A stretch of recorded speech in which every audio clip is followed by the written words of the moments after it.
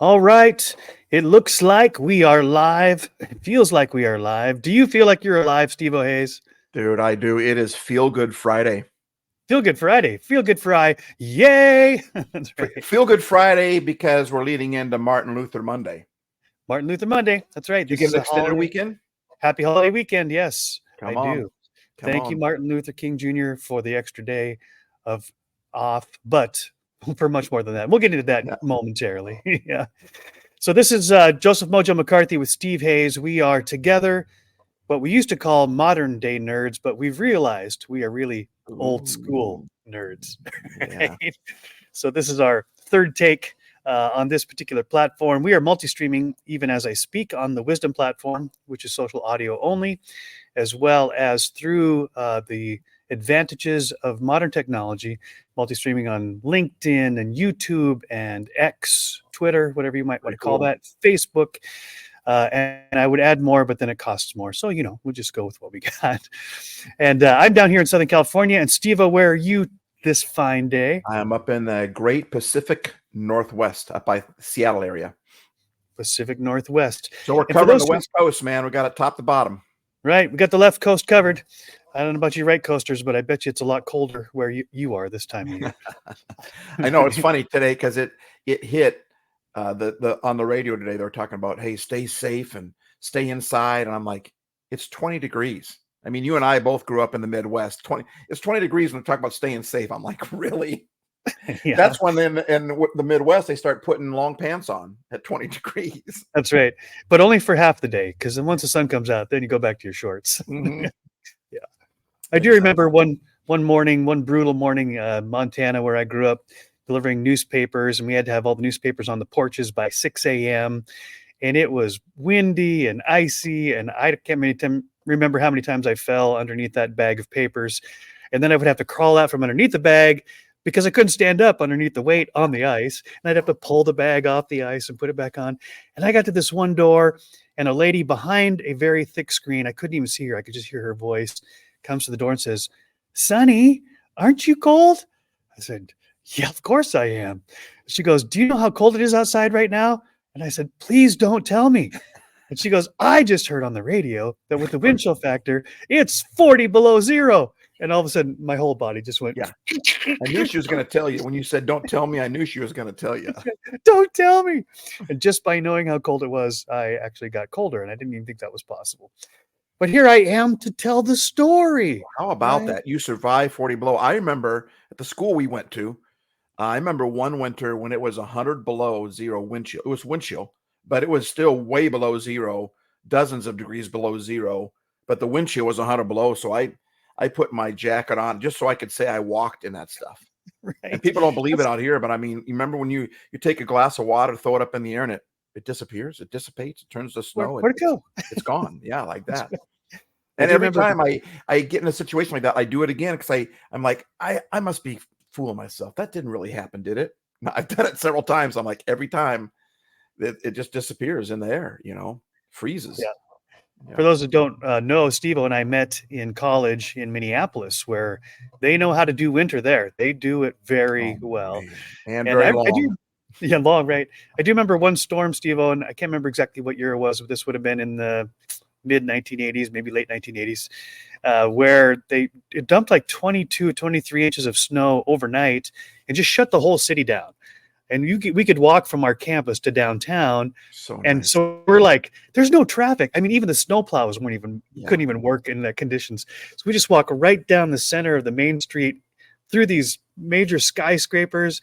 It was like living in a different world. Pretty there. Cool. Yeah.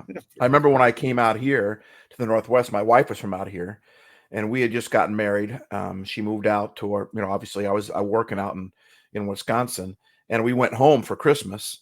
And it was a snowmageddon of 95. You could tell you're getting old when you start saying stuff like that, right? Yeah. And so I remember back in the day, we didn't have cell phones back then. So I heard my name over the PA, which was pretty awesome, with "StevoHays, please pick up a courtesy phone," and I pick it up, and it was her dad saying, "We can't come and get you. We can't. All the roads are ice." And I was like, there's no way I'm staying at the airport for Christmas. There's no way I'm stuck here, right? So I went down to the rental car. Nothing was moving. There's no buses, no anything. So I went and got a rental car, and they said, would you like chains? I was like, chains? I mean, I had no idea what those even were. Chains. We didn't wear, I said, is that a front wheel drive? They said, yeah. I said, I'll take that. And Joe, it's a 20-minute drive. And it took us over 4.5 hours to get there. I mean, but the crazy part is, like, if you ever seen I Am Legend with Will Smith, when everything is, it looked like the apocalypse.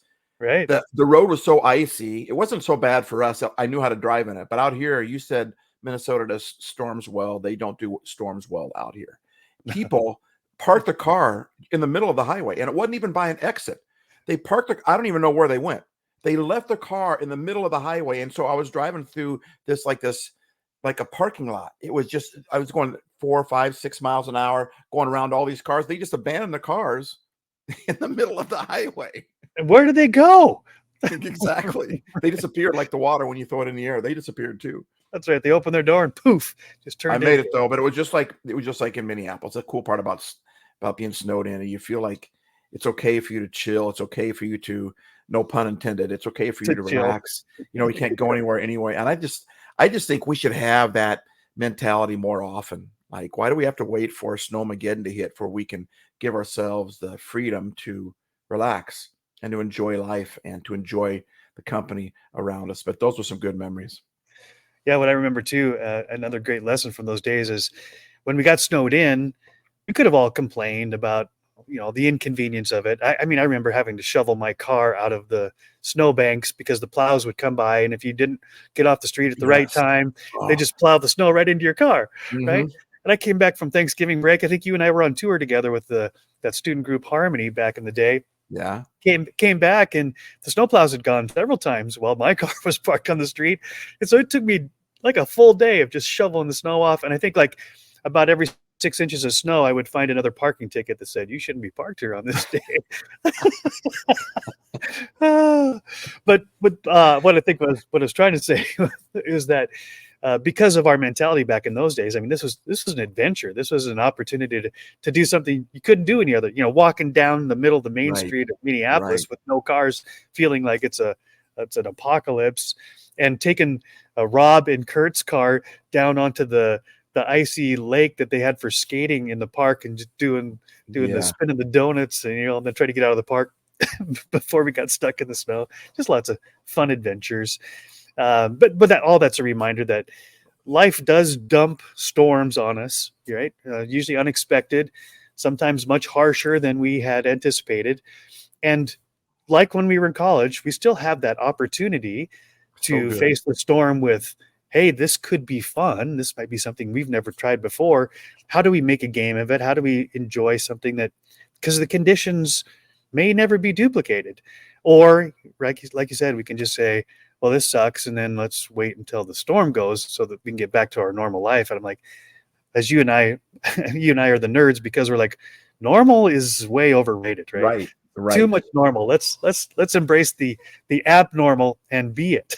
Yeah. In fact, abnormal is normal, because no one is alike. Everyone is different, but we try to be like everybody else. I mean, that's really what abnormal is. And I mean, that's a great illustration. It's a great segue. The whole idea of when life throws storms at you, we know the storm is going to come to an end, so we can enjoy being stuck in if you got good friends, or you got family around, or whatever, you've got some video games or whatever, you enjoy the storm because it's not going to last forever.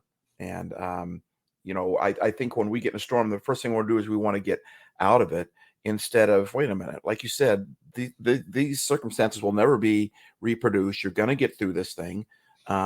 And it's not easy to go through storms, but I think there is a mentality that we can have where we can enjoy the moment and be in the moment, even if it's stormy, right?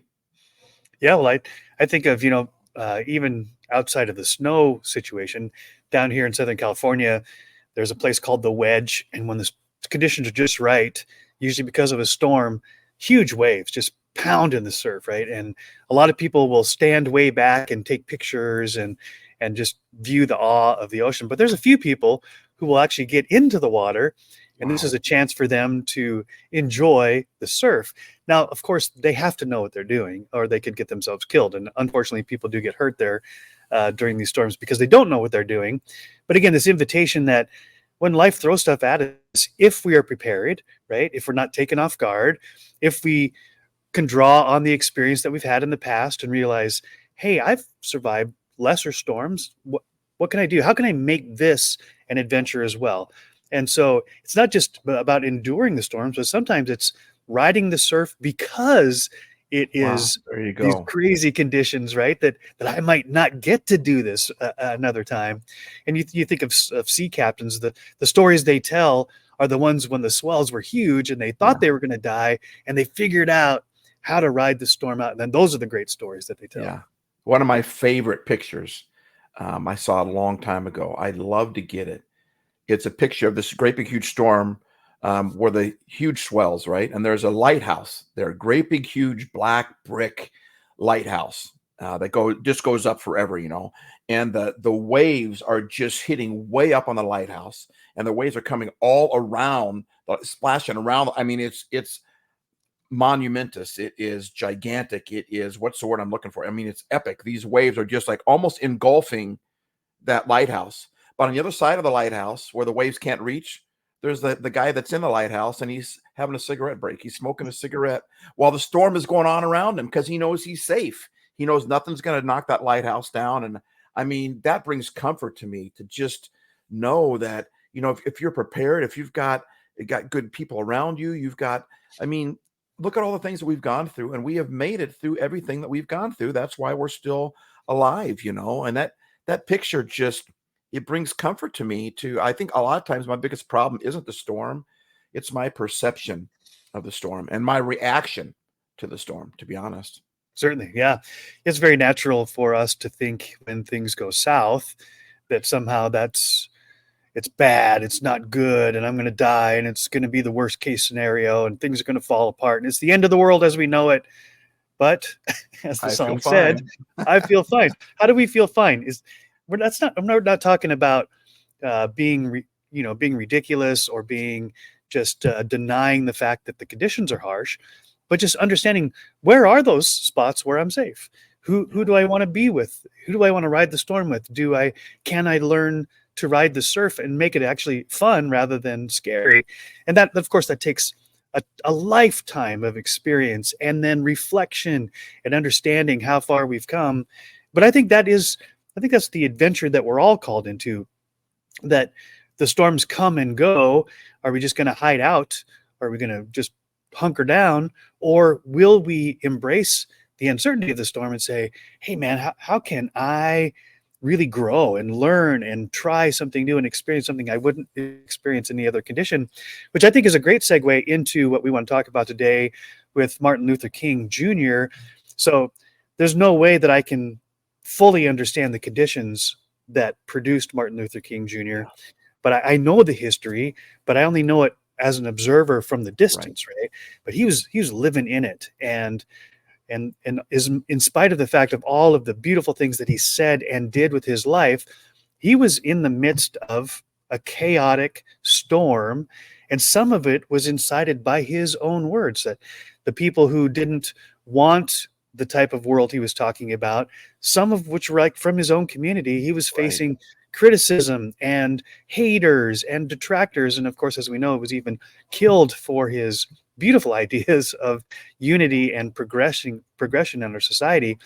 And so as we move into the Martin Luther King Jr. holiday this weekend, I think it's a great opportunity for you and I to discuss, what can we learn from the Martin Luther King Jr.'s life, not just his speech, but also his actions, and how he actually not only dreamed of a better future, but did anything and everything he could to bring people along into that vision, into that dream that he had. Yeah, I mean, I was going to say this earlier, and now it comes up again. But we get the day off on Monday, but he paid a pretty large price for us to have the day off on Monday, right? And it wasn't just his life. I mean, his life when it was ended, it was also his life when he lived it. I mean, when his life was ended, it happened like that. It was a gunshot. He was gone up in heaven, right? Now he gets to look back on his life and go, hey, we did it, but the life that he had to live before the gunshot actually was, I mean, like you said, I don't know the whole thing. I wasn't there, but I can only imagine what he had to go through. And even watching movies about his life and documentaries and such, even the people that were in his camp, like you said, he was in, you want to talk about a storm. He was in a storm. In fact, he said at one point, I heard the documentary of another person talking about him, and he'd like to go to these little cafes in these small towns back in the places that are, diners, dives, and whatever, right? And he'd always say, hey, you want to go there? We can get something to eat before they arrest us. I mean, seriously. I mean, everything. I mean, he had the law after him. Even people in his camp that agreed with him, that wanted equality and justice, didn't like the way he did it. You had a whole bunch. You got Malcolm X, who went at it a completely different way, and you had his followers and Martin. I mean, Joe, I don't know how in the world he survived that storm. And if he just would shut his mouth, it would all go away. You want to talk about a man of honor and distinction, and a hero. And, we've described, you and I both come up with a description for a hero. It's a person who does the right thing at the right time for the right reason. And, there's a statement that's been around for hundreds or maybe even thousands of years from the Bible that just said, greater love has no one than this, that a man lay down his life for his friends. And he laid down his life for a bunch of people he didn't even know. And I think it was because he had a dream. What else would cause you to do that? Yeah, agreed. And that's a great way to push this conversation into this idea of dreaming. So dreams are really a manifestation of our imagination. And our imagination can go any direction at any time. We know when we sleep, our imagination takes over and creates realities that have nothing to do with the laws of physics. In fact, everything's morphing and changing. If you can even remember your dreams, generally they are pretty bizarre based on our understanding of our reality. Yeah. But how do we, so Steve, I'm just really curious. I'm really interested in how do we take this inspiration of Martin Luther King Jr. and just imagine, how did he first come up with a dream? Because he's imagining a reality that doesn't yet exist, but believes so wholeheartedly and soulfully in this vision of what could be, in spite of all of the evidence to the contrary, that he pursued it with all of his heart, as you said, in spite of, or perhaps even because of, the negativity and the pushback and the resistance. He's like, let's go eat until we get arrested, or before we get arrested. Right. So he was fully aware of the controversy and the pushback he was getting, and yet continued that right up into the end of his life. And I just think if we can dig into this deep enough, perhaps we can all get inspired to dream our own dream and to pursue it. Yeah. I mean, that's a potent thought and comment right there. And I think one of the reasons why he had this dream, I think there's a couple reasons. I think that God had set a fire inside of him and said, you need to do something about this. He just felt this need to help people. And, but I think you can only live in a storm for so long. And at some point you get tired of it, especially when the storm is stoppable or it's controllable. It wasn't just that nature showed up and caused injustice. It was mankind was doing it. And I think, how did my sister had a statement that she wrote down, actually was written down in her Bible. It said something about, we only decide to change when we can no longer tolerate, the current situation. Basically, I'm butchering the statement, but I just think he got to the point where he just got fed up. And here's the thing that's amazing to me, though. I mean, usually when I'm angry, when I get fed up, I'm ready to bring the fist. I'm not a fighter. I'm a lover. I'm not a fighter, right? But I get angry enough, I'm going to fight, right? When I get riled up, I'm going to return to violence. Yet he was riled up. He was angry. He was tired of the injustice, and he had a reason to be. We hate injustice too, but he hated it to this extreme. I don't want to say extreme because it wasn't extreme. He hated it. What's a word bigger than hate? I mean, he abhorred injustice, and it ate at him so much inside, but he didn't fight back with his fists. When I get angry, I want to fight back with my words. I want to fight back with my fist. I want to fight back. I want to do something even passive aggressive. And yet he took the stance of, you know, hate can't drive out hate. Only love can do that. And darkness can't drive out darkness. Only light can do that. So how in the world, how does a guy can't even eat without the threat of getting put in prison, the hatred towards him, and yet he turns the other cheek? That's the part that's amazing to me. And that he stuck with it. He never quit. He just kept going on. What an amazing human being. Yeah, and it is remarkable. And I mean, there are not many people in our history that we celebrate with a national holiday. But I think it's such a great reminder that Martin Luther King Jr. didn't have a dream that we would have a national holiday named after him. Right? Yeah, that wasn't his purpose, and I'm not sure he would care about that one way or the other. Based on what I know of him, which again is very limited. But he did care about, as you said, he did care about the conditions and the treatment, not only of himself, but of his loved ones, his family, and as you pointed out, even people who didn't agree with him and who treated him poorly. So he somehow, it just seems like a miracle almost, he somehow tapped into a bigger, deeper, more powerful, not only a more powerful idea, but a belief that he could somehow push not just himself, but others, inspire others to change their minds so that they could believe for a better world. Because it's pretty clear from what I've seen and what I've watched that there were many who didn't think that change was even possible, that the system was rigged and it was permanent and it was going to be bad and it's going to get worse, right? That's the belief system of many of the people that Martin Luther King Jr.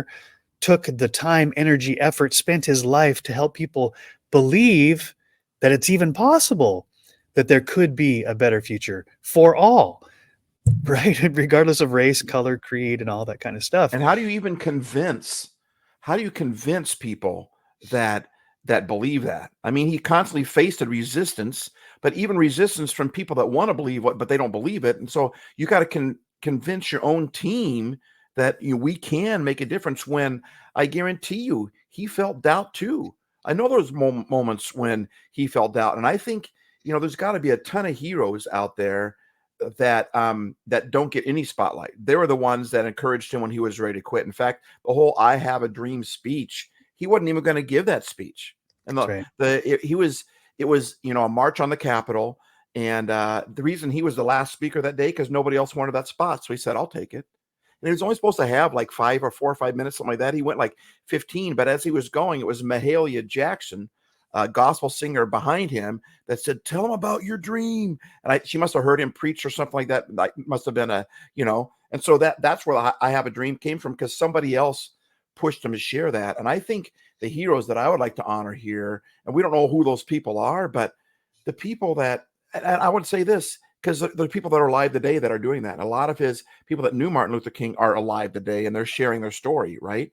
But so number one, I would say I'd like to honor those that were the ones that inspired the inspirer. They're the ones that kept Martin Luther King going. And then I would bring it down into us personally and just say, but when we encourage people, we pour courage into them. That's what the word means. When we encourage somebody, we pour courage into them. I've talked with, before in live cast with you, but Joe, that's one reason I can survive, because I've got friends like you. I've got a handful of friends, not a lot, 3 or 4, something like that. And you're one of those friends in my life that have inspired me, because inspirers get discouraged too.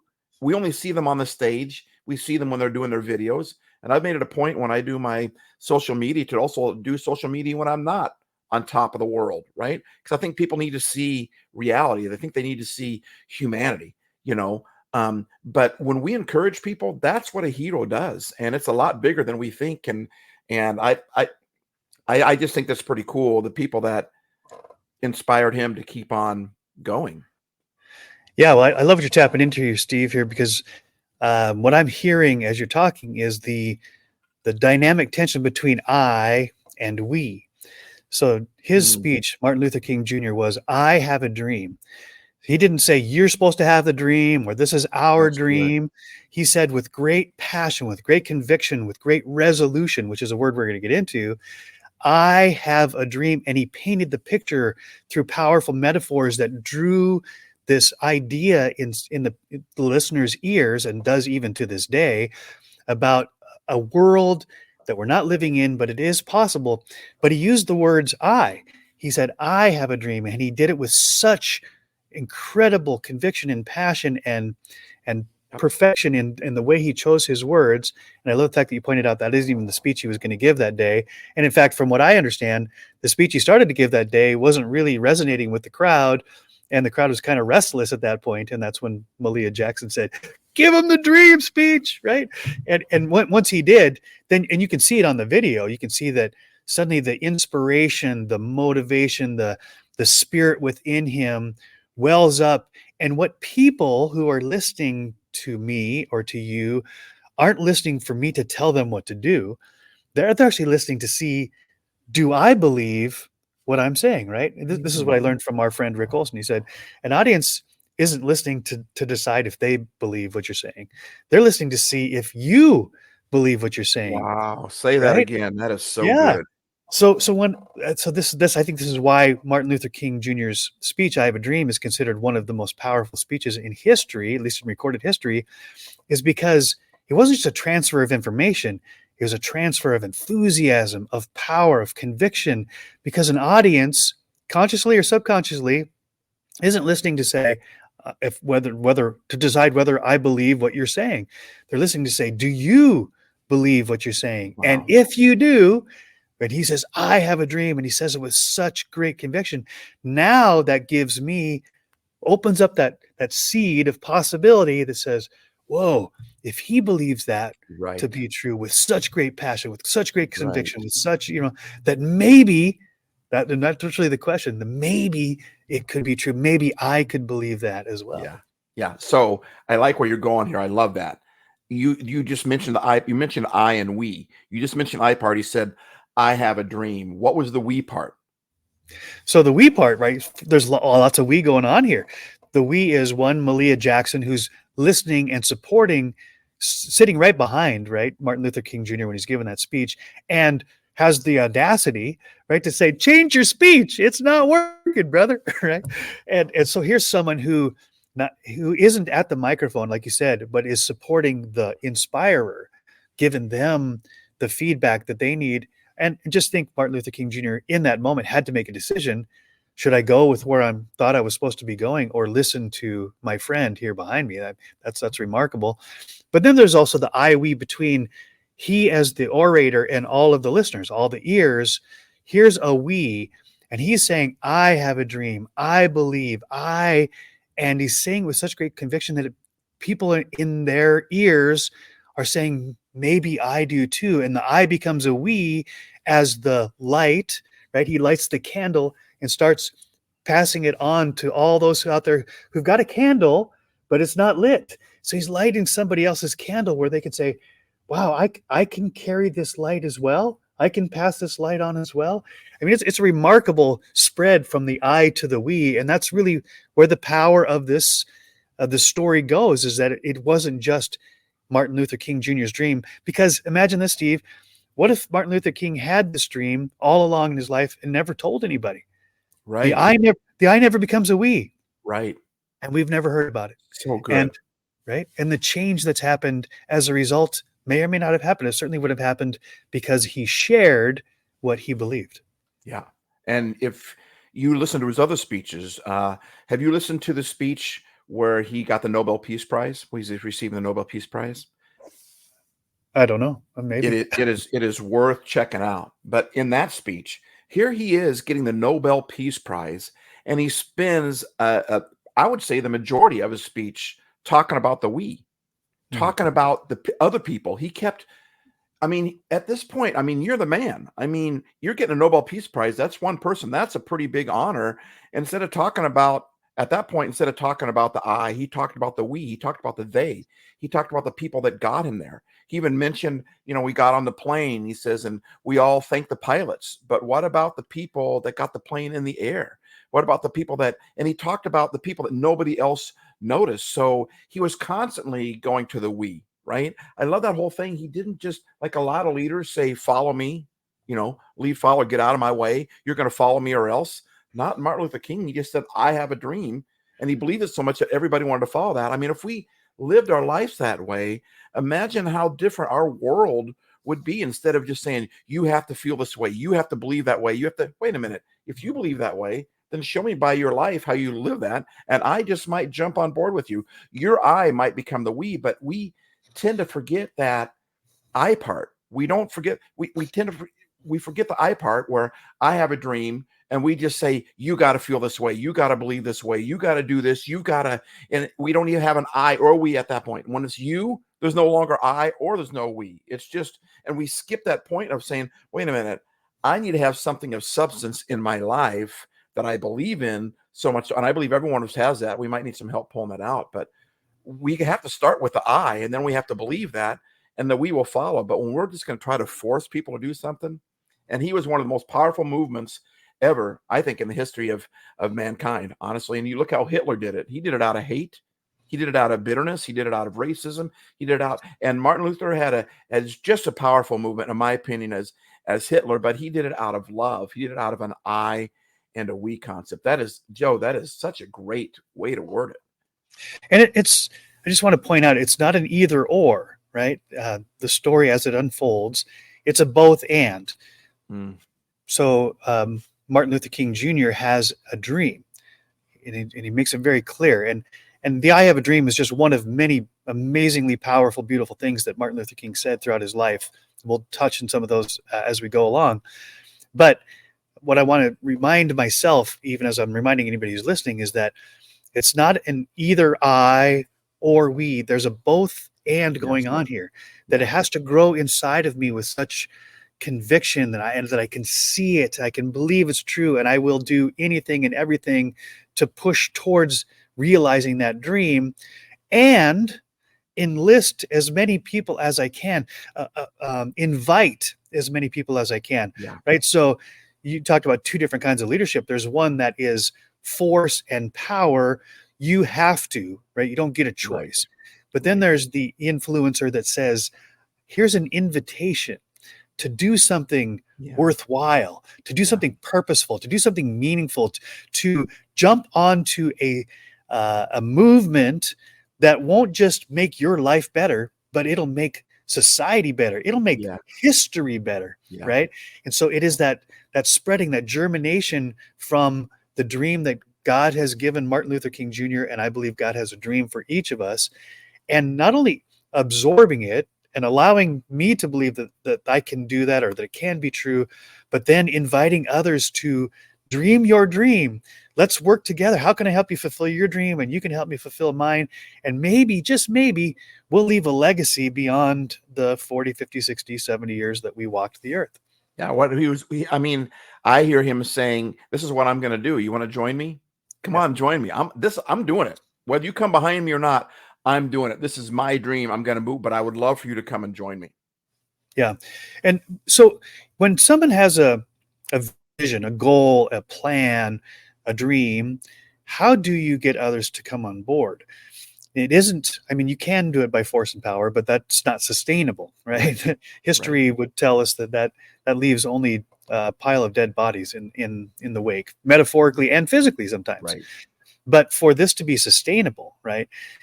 This invitation, somehow I got to transfer not just my vision, but the compelling reason why anybody would go out of their way, out of their comfort zone, to try, to be willing to step into perhaps even the line of fire of criticism and critique and hatred and pushback. But why would anybody do that when our natural inclination is to find comfort, right? Yeah. Why would we do that? Because, right, there's got to be such a beautiful picture of a better future that, as you said, that is more interesting to me than just the same old comfort zone that I've been in my entire life. Yeah.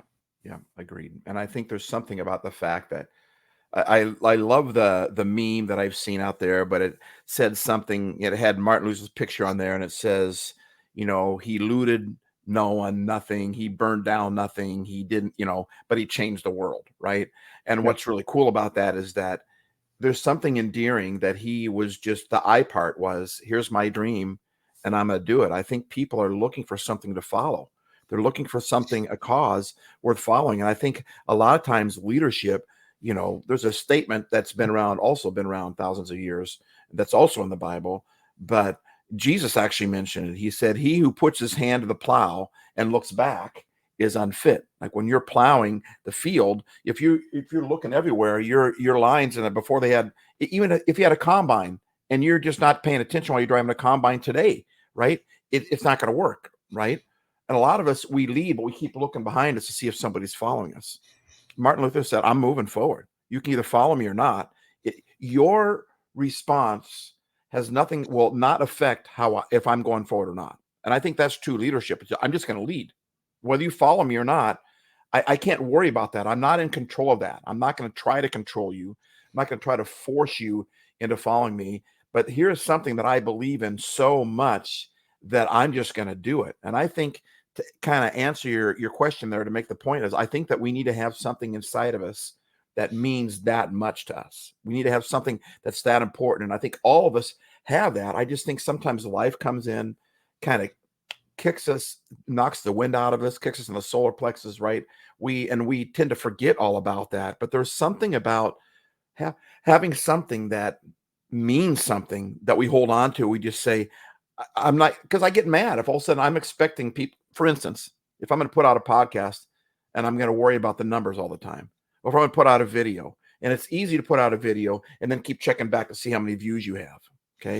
And there's a lot of times both you and I, because we've talked about this, Sure. me more than you, but you and I have both been like, where's the numbers? Why am I even doing this? But then you come to the point, I'm not going to look backwards and go, is anybody following me? No. If this is important to me, then believe it and move forward, and that naturally. But if you're expecting people to follow you, people just don't want to do that, But if you're just saying, I'm going to move forward, and whether you follow me or not, people, I think they get on board with that. Is that making sense, what I'm trying to say there?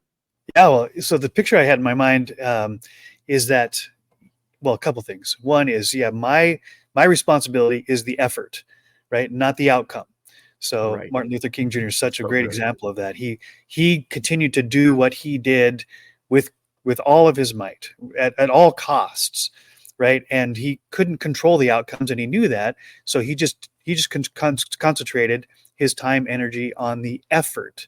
And I think that's that call for all of us, is that we are responsible for our effort, but we're not responsible for the outcomes. And we have to be willing to continue with the effort in the face of obstacles, in the face of pushback, in the lack of outcomes, knowing that we're not doing it for the results. We're doing it because it's the right thing to do. This ties right into many of the Martin Luther King quotes that you quoted for me before we even went live here, is that it's about a conviction. So in essence, as the leader, Martin Luther King Jr., he's also a follower. What's he following? He's following his conviction of this dream, of this calling, that you might say, to use a kind of a religious type of term. But even people who don't believe in God have this sense of calling, like, I am compelled. Something within me says, I'm wired for this, for such a time as this, right? It's a purpose. It's a reason bigger than us. Yes. Exactly. Yeah. Yeah. In fact, I think it was a Buddha quote that says that the purpose in life is to find your purpose and then to give your whole heart and soul to it. And this is the idea that Martin Luther King Jr. was a leader and a follower in the exact same moment, because what was he following? He was following his passion and conviction and belief system that if I follow after this vision, this calling, then others may or may not join me, but that's not my purpose. My purpose is to pursuit, is effort, and the outcomes are in God's hands. Yeah, like the line that's in the Bible. I guess I'm giving a lot of Bible quotes today, but Paul, the guy who wrote most of the last half of the Bible, all those books, he wrote them. They were letters. And he said this in one of those letters. He said, follow me as I follow Christ. As I follow Jesus, you just follow me. And I think I love that whole term. I think that Martin Luther didn't just lead, he followed. In fact, I would say he followed more than he led. I don't think, like you said, he didn't show up to say, I'm going to be so big, they're going to name a national holiday after me. That isn't why he did it. He had a vision, a dream, a purpose that was so big, he could not follow it. But because he opened up his mouth, because he used love, because he cared about people, and he's people got behind that. They want to follow something with passion because we believe in passion. We believe in truth. Every one of us wants to do the right thing. And we see somebody that's doing the right thing, whether we follow or not, that just tends to lead us to follow that. So, and I think we have so much on leadership these days. Everything's about leadership. Everywhere is always, and I want my kids to be leaders. Well, what about your kids being followers? I mean, we don't have any fellowship conferences out there. We don't have any fellowship. People aren't bragging about, I'm a follower, but good leaders are good followers. You can't lead if you don't know how to follow. And I love that imagery that you give there of Martin Luther King was a leader, but he was also a follower. And that's why he led, because he was following something bigger than himself. Yeah. That's why he'd go and knowing he could get arrested if he stopped. That's why he knew every time he got up to speak, there could be somebody with rifles pointed at him. He knew that, but he could not do that because he had such a vision inside of him that he had to follow that. And there's something about, I mean, it's arresting. It's a pain in the butt sometimes to want something that bad, to believe in something that bad. But boy, that's a happy life. When you have something bigger than you, it doesn't matter what storm there is at that moment. I got to do what I got to do. There are no other options. Yeah, well, it defines, right, where happiness comes from in many respects, because circumstantially, things weren't happy in Martin Luther King's day.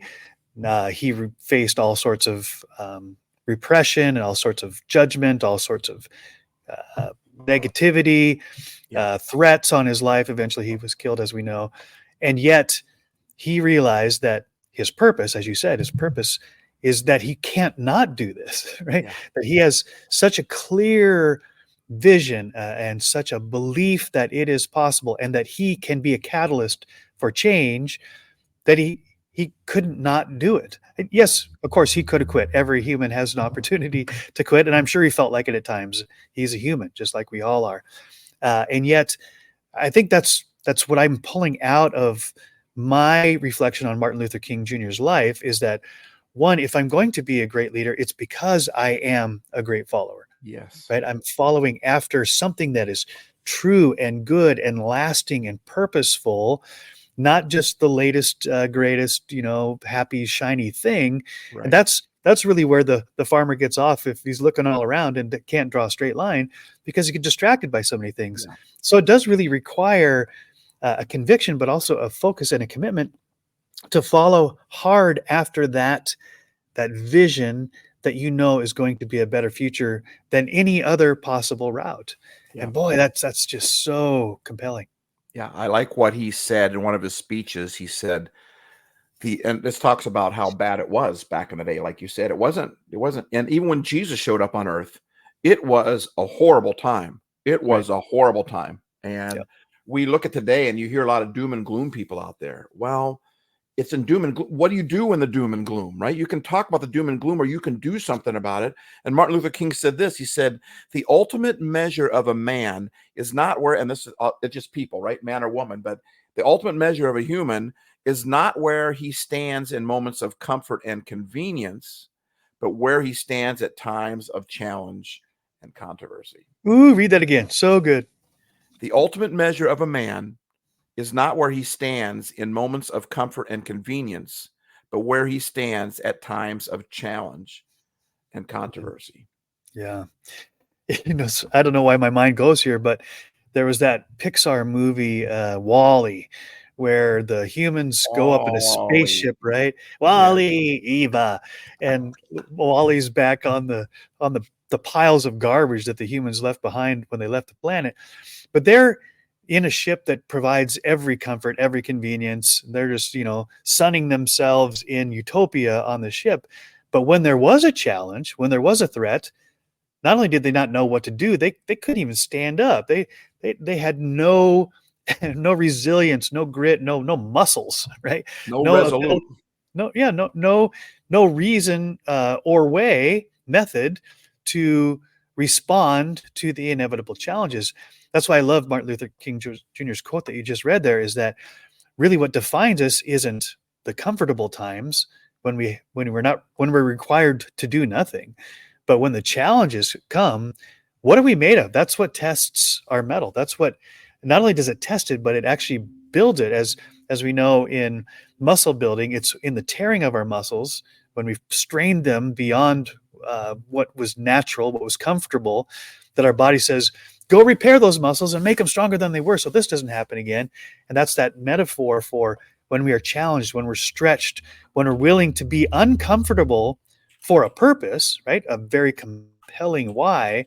Then, even though it feels like a tear, that's when we're being built up so that we're stronger and realize, hey, I made it through that obstacle, over that obstacle. I made it through that storm. I can do this, and I can learn how to ride the waves rather than just stand on the beach and take pictures. And full circle to where we started talking about the storms. One thing that causes people to survive the storm is because they have no other choice, because they are so driven by this thing inside. They have a purpose in them that's so strong. They believe in this thing so strong that we don't got time to worry about the storm. I'm too busy pursuing something bigger than me, that the storm comes. If you don't have that purpose, then you nitpick. Your life gets small. And pretty soon you don't like the fact that there's a storm and you want it to all go away. And our humanity naturally wants comfort. There's no doubt about it. We want comfort, right? But when we're pursuing something bigger than ourselves, the storm, we don't have time to worry about the storm. I've got a mission that I've got to do. And we're never going to live a life where we get rid of all the problems, all the storms. And when we do, those people usually turn up to be pretty spoiled, and spoiled things end up smelling and you end up having to throw them away. Right. But when we want a life that we don't have the struggles in, it doesn't work that way. We stop living at that moment. We just start existing. And even though it's natural to want comfort and to get to the shortest space to where I can get back into comfort, when you got something that's driving you, that just gets in the storm, it just kind of gets in the way. You're like, I just got to go through this thing. I don't got time for this right now. I've got something bigger to focus on and to do. And that's what Martin Luther King, that's what he did. The poor guy was arrested. He was possessed by this dream. It wasn't just a dream. It was a possession that all men would be equal, that, my children would hold hands with white children. And, he's quite the incredible human being. What do you say? Right. Absolutely. And what I can't help but think of is that Martin Luther King Jr., just like every other human, was born a baby, didn't have that particular dream, when he came out of his mother's womb, grew up in whatever circumstances and whatever home, but with the same human DNA, that we all have, with the same limbs, with the same senses, with the same potential, and yet does something historically monumental to which we are the beneficiaries of this day, and continuing to fulfill the dream that he had when he was here. So I guess my question is, Stevo, and I'd love to get your take on this, is that how do we, because it would be too easy to say, well, it was just him. There was something special about Martin Luther King Jr., and so he's the only person that could. And you know why we do that, right? It removes us from responsibility at that point. If he wasn't one of us, if he was a special human, then it relieves me from the pressure that I have to do something along those lines. Yeah, but again, I think you nailed it right there, is because that natural tendency is to say, so that I don't have to. But what if we flip that and we give ourselves at least the possibility that it's not that I have to do something like remarkable, it's that I have the potential. I actually get to, as a human being with all of the senses and the brain and the blood and all the things that make me what I am and my connection to the rest of this planet, I have a life that gives me an opportunity to do something purposeful, something remarkable, something that, yes, it might be difficult, but I can't help it.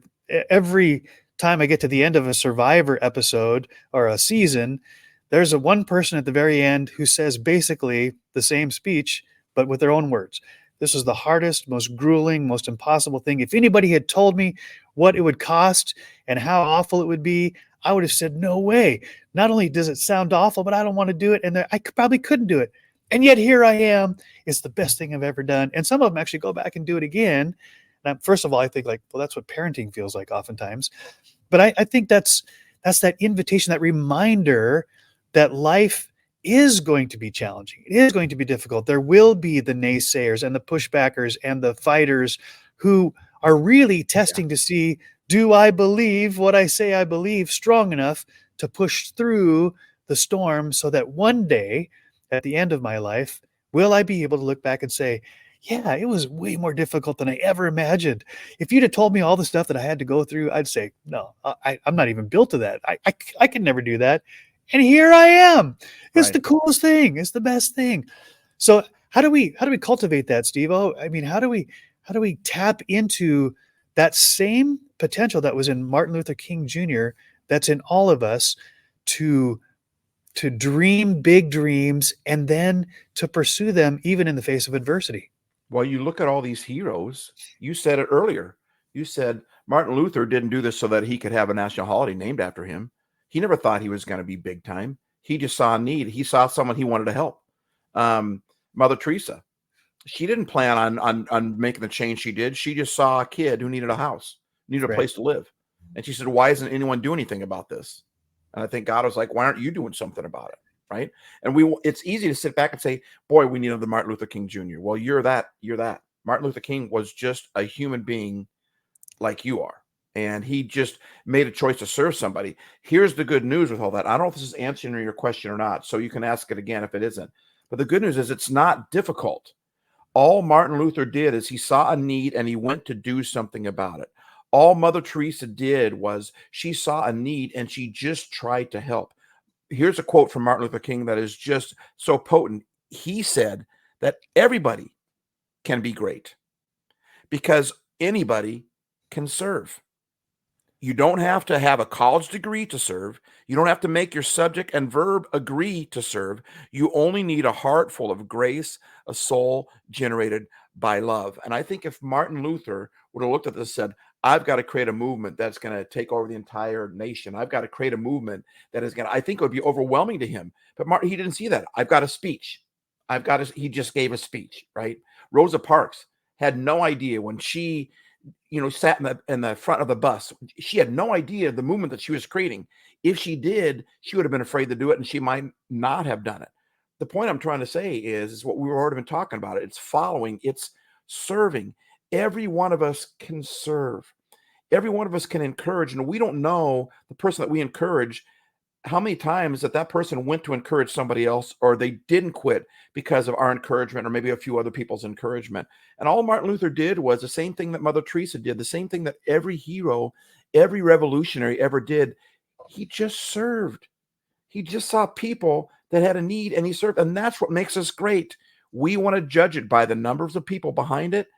We got to stop that. That's this whole social media environment. What if we didn't know how many people watched our videos? Would it change anything? What if we didn't know how many people listened to our podcast? Would it change anything? What if we had no way of judging what we did? Would we do it anyway? That's what I want to be. I want to be a person that has a purpose so great that it doesn't matter what anyone else does. And what Martin Luther King is doing here is he says anybody can be great because anybody can serve. Find someone who needs something and serve them, love them, help them. And if nothing else, just don't jump on the hate bandwagon. Just don't jump on the division bandwagon. He also said, let no man pull you so low as to hate him, right? He was all about love. So I think, bottom line, to answer your question as good as I can right here, is just love. Just serve somebody, just one person. Don't worry about if it goes big or goes viral. Just the people, the best YouTubers are those that do their thing and they never went viral. And yet they keep doing their thing. Those are the people we should be listening to, in my opinion. And so I don't know if that answers your question or not, but. Well, I love what you tapped into. And Mother Teresa did say in her own words, she said, not all of us can do great things, but we can all do small things with great love. Yeah. And what she was saying is one isn't better than the other, right? We are the ones who are becoming the judges and the comparisons to say, well, if I can't create a movement like a Mother Teresa or a Martin Luther King Jr., who, by the way, were extraordinary in the history of mankind. There were very few people that have that particular calling, right? They were built for that time, for that place, for that season, and they obeyed, right, the calling. They followed the calling. But as you said, it was a matter of serving something greater than themselves. It wasn't just for their own comfort. It wasn't just for their own convenience, but they did small things with great love, which in the end became great things. But I think what I want to emphasize, because what's sort of hearing in my heart here, is that it's really important in an age of comparison and judgment that we strip away the tendency to say, well, Martin Luther King Jr. and Mother Teresa were bigger, better humans, extraordinary superheroes that I can't do anything because I'm not like them. They would laugh at us if they were here and heard that. They would laugh at us for saying that. Yeah, just imagine all the people that Mother Teresa served were considered less than human. She poured her love into people that had no status, no following, no power, no influence. Why? Because she saw the value of the human being and wanted to ease the suffering. And that's exactly the mission of Martin Luther King Jr. He saw the suffering of the people and knew that there had to be a better way, so did whatever he could to alleviate the suffering, even if it caused his own.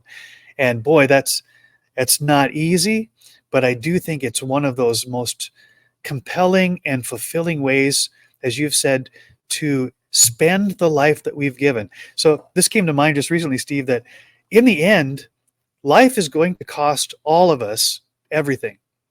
In the end, life will cost us everything. Our choice is between now and then, are we just going to spend it? Are we going to hoard it? Or are we going to invest it? And Martin Luther King Jr., Mother Teresa, some of these great people of history, what do? Instead of just hoarding their resources or even just spending them, they invested them in another life and created a legacy that was way beyond just their own human existence. And they went from the I to the we, as we talked about earlier, that my life isn't just about me. My life is about what difference can I make in those who are in my sphere of influence, not comparing it to anybody else's influence, because that's their life. My life is what can I give? How can I serve?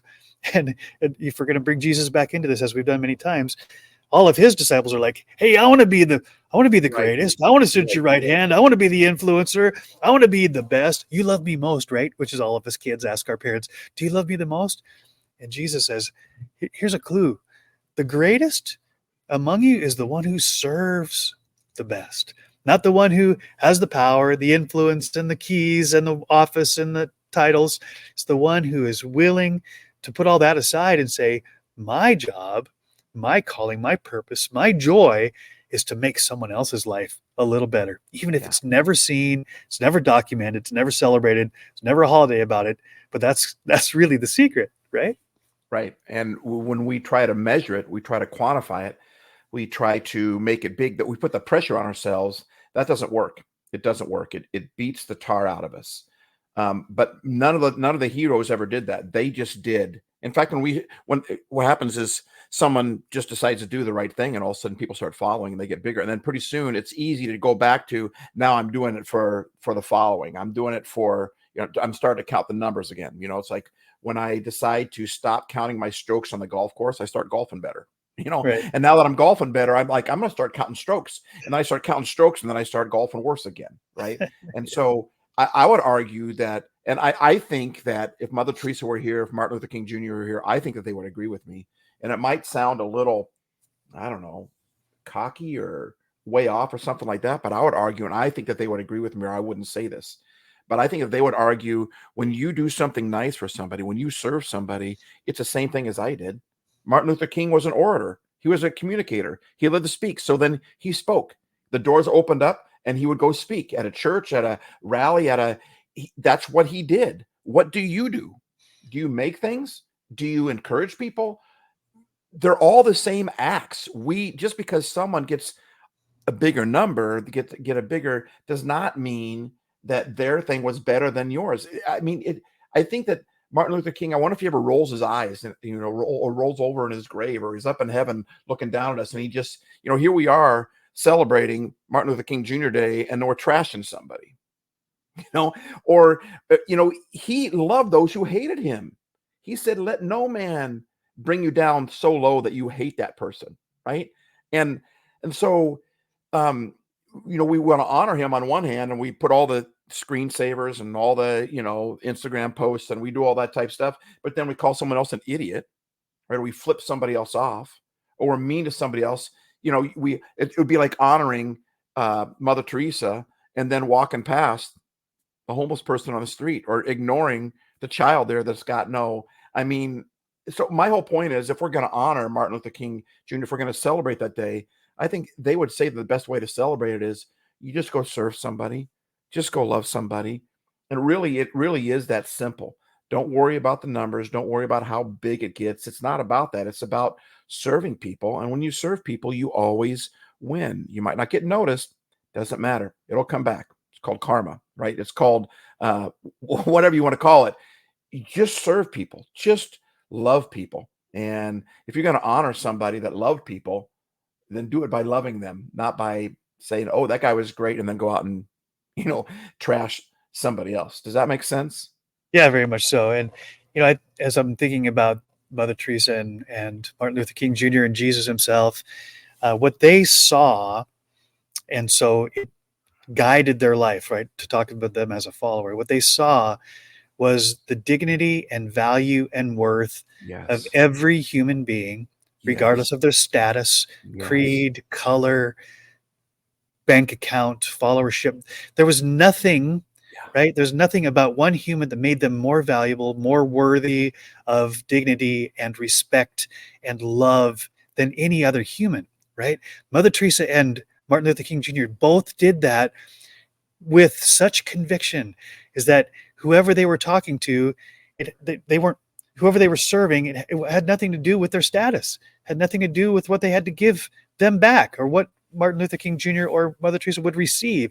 They gave because they saw what I want to see in every human being, is the worthiness, the value, the dignity, and believe that every single person deserves to be loved just because they are, because they are human, right? And that's right, love well.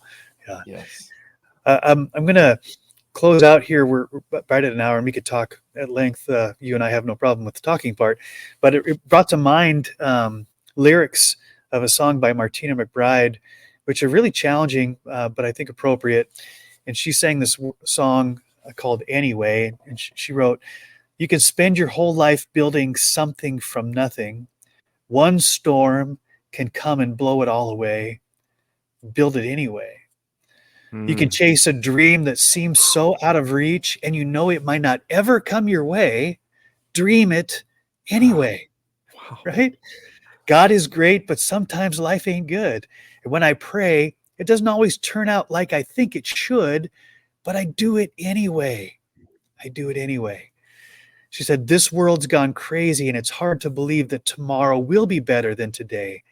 Believe it anyway. You can love someone with all your heart for all the right reasons, and in a moment, they can choose to walk away. Love them anyway. God is great, but sometimes life ain't good. When I pray, it doesn't always turn out like I think it should, but I do it anyway. I do it anyway." The final verse is, "You can pour your soul out singing a song you believe in that tomorrow they'll forget you ever sang. Sing it anyway. Yeah, sing it anyway. I sing, I dream, I love I anyway. do anyway. That is so spot on. And when you take the pressure off of you have to score a certain round, when I score on the golf course, it changes my game. When I take the pressure off, I have to have this many views, or I have to get this big, or that's a terrible pressure, and it will bear you down. It will beat you up. Right. But when you just serve to serve anyway, love well. Love well. Yep. Yeah. So if you who are listening, who have tuned in, thank you so much for your participation, and those who hear it We afterwards. appreciate it. If you want to do anything to honor the legacy of Martin Luther King Jr., of Mother Teresa, of all those who have gone before us, to give us a world, right, that's much better than we might have received, because if they hadn't done what they did, our job, like Stevo's shirt says, is to love well, right? We don't have to do great things, but we can do all the small things with great love. So I challenge you, don't do it for the outcomes, do it because it is the right thing. Follow your heart. So until next time, this is the Old School Nerds, Joseph McCarthy Do it and anyway. StevoHays, right? Do it anyway. Encouraging each other and encouraging you to just do it anyway. Love well, love each other, be kind, and be kind to yourself, be kind to others. Until next time. Until next time. Thanks for joining us. Thank you so much. Bless you all.